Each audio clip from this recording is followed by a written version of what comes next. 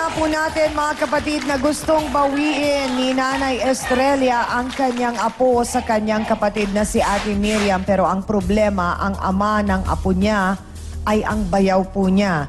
Dahil nga sa kagustuhan ni Ate Miriam na ibigay ang sinasabing anak ay hinanap po niya ang kanyang asawa ng makakapareha at sinet up at ito nga po ay ang pamangkin nilang si Judith na anak naman ni Ate Estrella.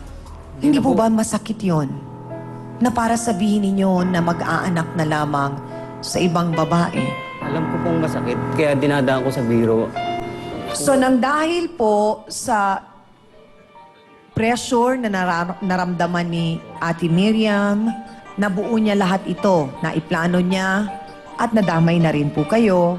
Paano po nangyari? Hindi po ako pumapayag nung una sa pamangkin niya dahil napakabait po, lalo na nung ate ko. Kaya parang wala akong mukhang maiharap sa kanya.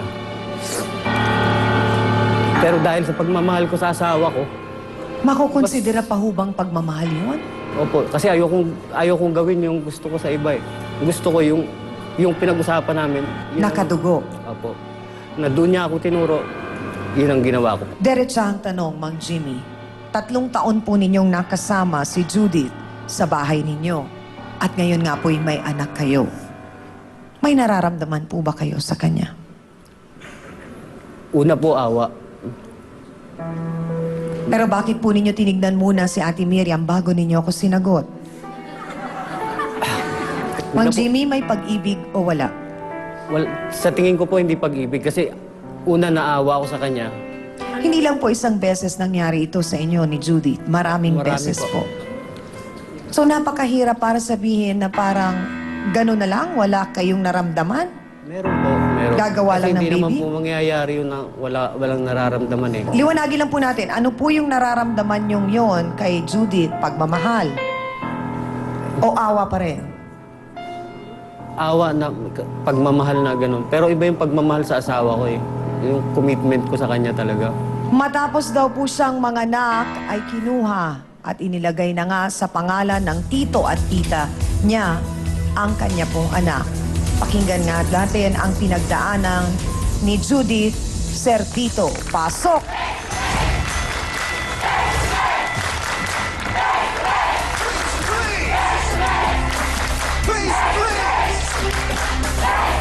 Judith, diretsahang tanong, ano ang tumatakbo sa isip mo noon nung sinabi sa'yo ng tita mo at ng tito mo na ito yung gusto nilang mangyari? Sa una po, wala. Kasi yung time na yun, akala ko nag-open lang siya ng problema sa akin. Kasi inumpisa niya ako sa kwento Kwentong ano? na sana gusto niya magkaanak. Hanggang sa dumating sa punto na gustong-gusto niya na pinakiusap niya sa akin na kung pwede, manggagaling sa akin. Hindi ka ba nagulat nung sinabi niya yun? Nagulat po ako, tapos akala ko biro niya lang.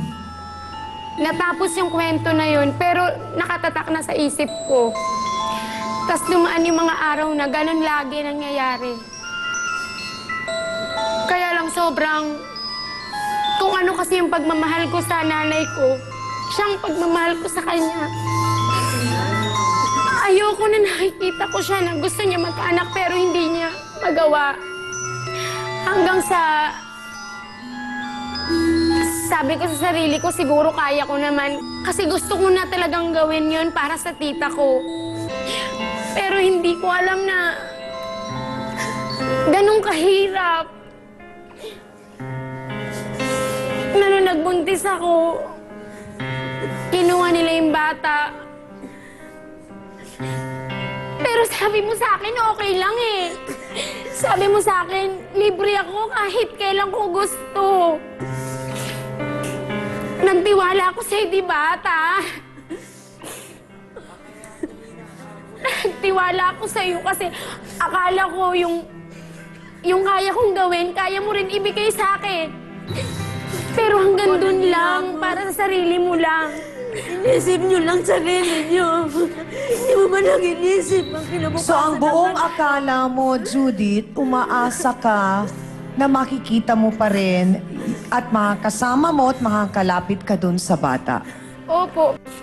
Tanong ko, Judith, gusto mo bang makilala ng bata na ikaw ang kanyang ina?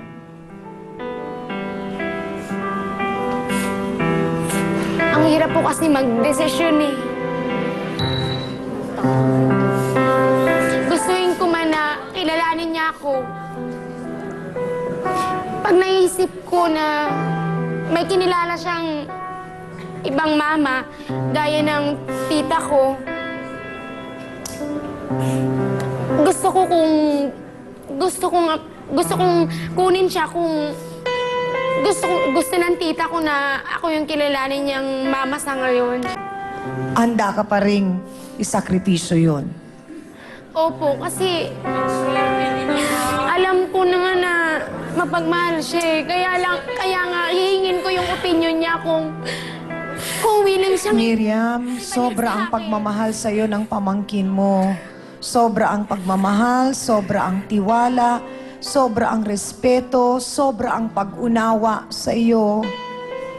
Na hindi na niya naisip na nasira na ang kanyang kinabukasan.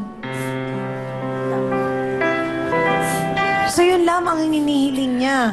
Ang konting panahon na mapalapit din siya sa bata. Yung mapayagan mo siyang magkasama sila nung bata. Pero pinipigilan mo pa rin at kinokontrol mo pa rin.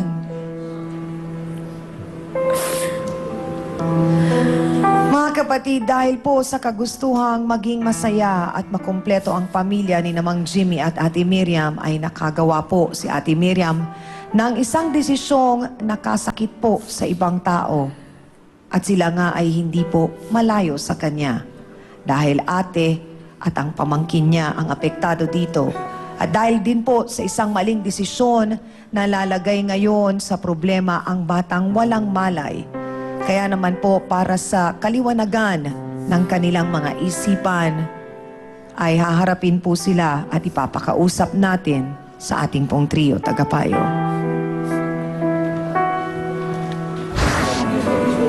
Kaya nga dapat nga, ngayon pa lang, alam mo na yung mga gagawin mong disposition sa buhay. Hindi pa pwede na yung sa totoo, ayaw mo. Pero kung kayo hahanap, ituturo mo siya. Yung mga Preparado ka, sabihin mo. Kung hindi, sabihin mo rin. Kasi baka hanggang umpisa ka lang. Tapos pag nakita Oo, mong mahirapan ka, ayawan mo naman yung kaso. Alam mo, yung bata ngayon na magsasacrifice. Oo. Sana po talaga sa konting panahon na yon na nakasama nyo ang ating trio tagapayo ay naliwanagan po kayo. Bago lang tayo maghiwalay ngayong umaga, may mensahe pa ho